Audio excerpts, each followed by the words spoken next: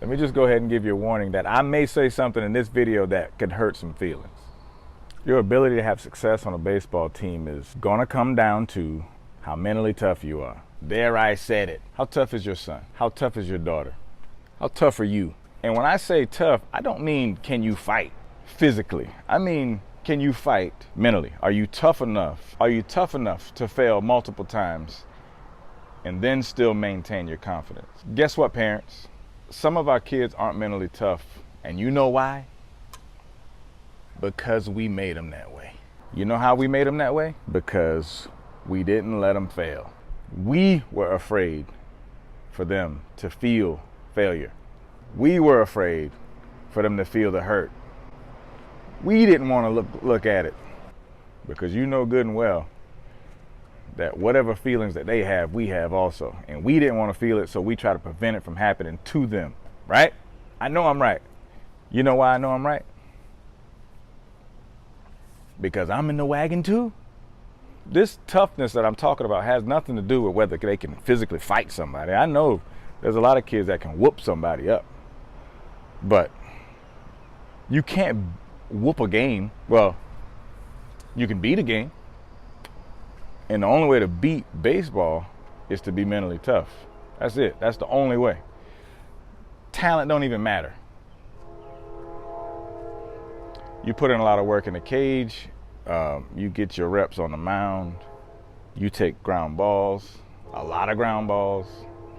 And then when they get in the game, then the ball goes between the legs on routine plays, right? Or they take fastballs right down the middle, right? You know what I'm talking about.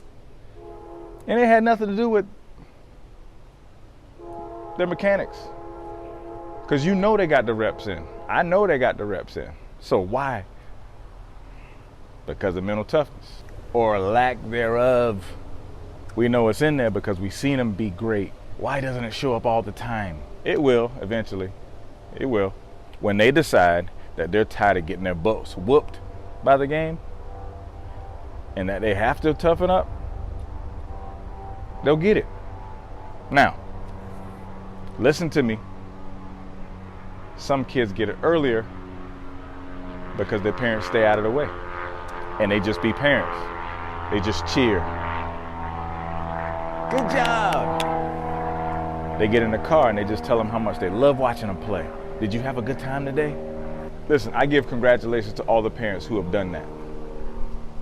The parents who try to make it easy for their kids, tell them that it's not their fault when they mess up, or that it's someone else's fault because they messed up, how to try to soften them up, try to put them in an easier league, or whatever it is, that we do, I'm going to include myself in this, whatever that we do to make it easier for our kids, the longer that we don't allow them to fail or to feel failure or to feel hurt and feel what life is going to throw at them, what baseball is going to throw at them, the longer the process is going to be for them to become mentally tough. And do you want to keep on looking at this thing for a long time? No? Well, let them have it. I'm going to give you a great example. Okay. Listen, right now, I'm coaching travel baseball, right? If we're playing in a tournament in October and it's 8 o'clock in the morning, or 10 o'clock in the morning, you know it's 40 degrees, right? Cold baseball weather. Guess what they doing now? They got hoodies that have numbers and the team name across the front so the kid can wear their doggone hoodie on the field. That's softness, okay? I don't care. I told you I'm gonna hurt some feelings. But I do not let my team wear hoodies on the field, okay? Let me give you another example, all right? Okay. Most recent tournament. The coach of the other team comes out to the home plate meeting and asks, can his son, who is the catcher, put his water bottle on the fence to make it easier for him to get to it during the game? Mind you, it's only 81 degrees. That's how we make our kids soft in this game or whatever. So if we do it in baseball, and we're going to do it for school or wherever else also, they're going to be living in your basement. Mine ain't coming back home to live in my basement. I promise you that. I got one story and I'm going to go. I got one more story and I got to go. So this is the difference. Oh, this sums it up so good. I'm going to pick my son up from his friend's house one night. It was late, all right?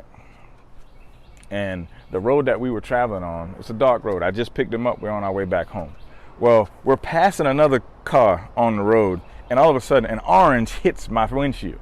So right away I'm like, son of a, so I am whipping it around 3-point turn in the road right now.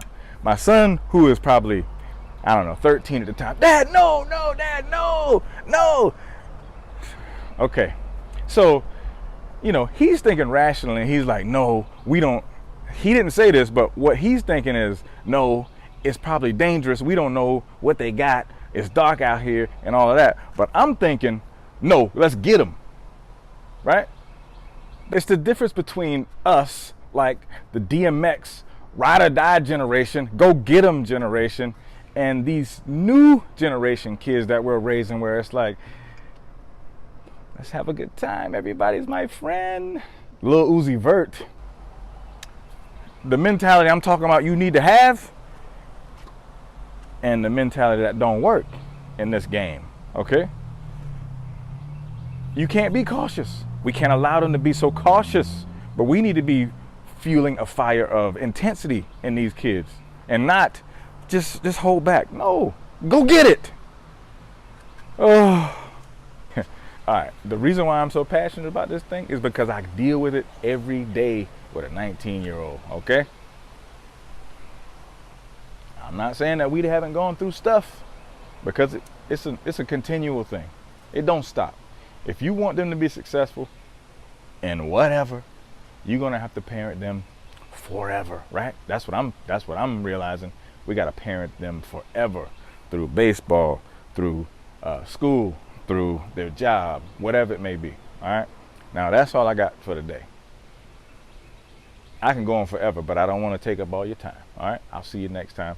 This is Coach Vic, and I am on the People's Channel. Have an awesome Saturday and have a great Mother's Day. Mamas, I know I talked about your babies, I'm sorry, but I want you to have a great Mother's Day.